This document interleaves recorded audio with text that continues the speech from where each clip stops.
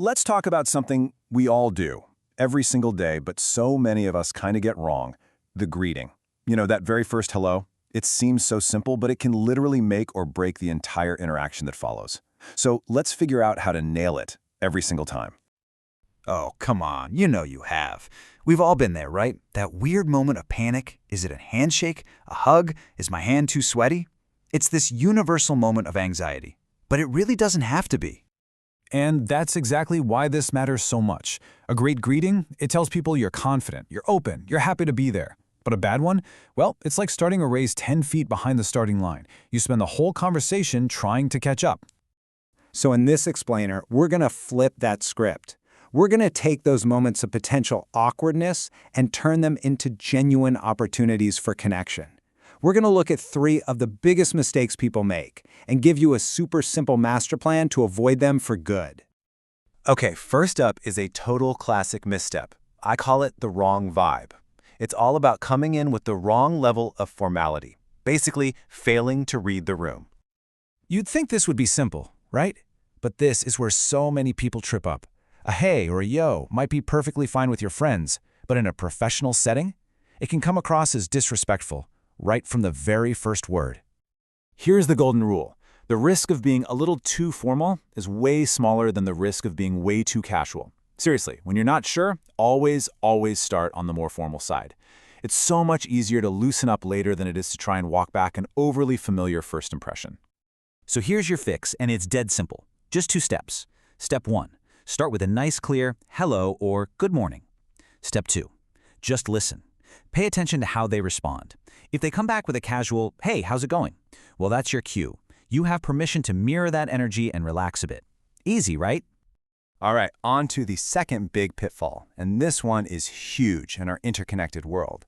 Just assuming that your way of saying hello is everyone's way of saying hello. Spoiler alert, it's not. And this is so important to get. What feels like a perfectly normal, friendly gesture to you could be seen as super weird or even rude to someone from a different culture. You might mean well, but the impact can be pretty negative. Let's take a really clear example. In a lot of Western countries, a nice, firm handshake says, I'm confident. But if you go to Japan, a bow is the custom, and how deep you bow says a lot about respect and the relationship. So sticking your hand out might not just be weird, it could create a really awkward moment. The solution here is all about being proactive. It's about developing a little cultural awareness. Before you meet someone from a different background, just take 2 minutes, literally 2 minutes, to Google their greeting customs. It shows a massive amount of respect and can totally change the vibe of the entire meeting. And finally, our third mistake. This one's a little sneaky.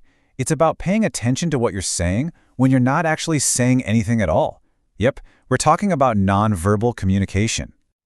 Think about it.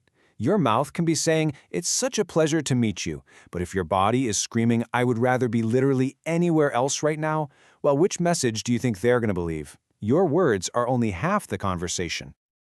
This unspoken message comes through loud and clear in a few key ways. Are your arms crossed? That's a barrier. Are you looking at the floor? That signals you're not trustworthy.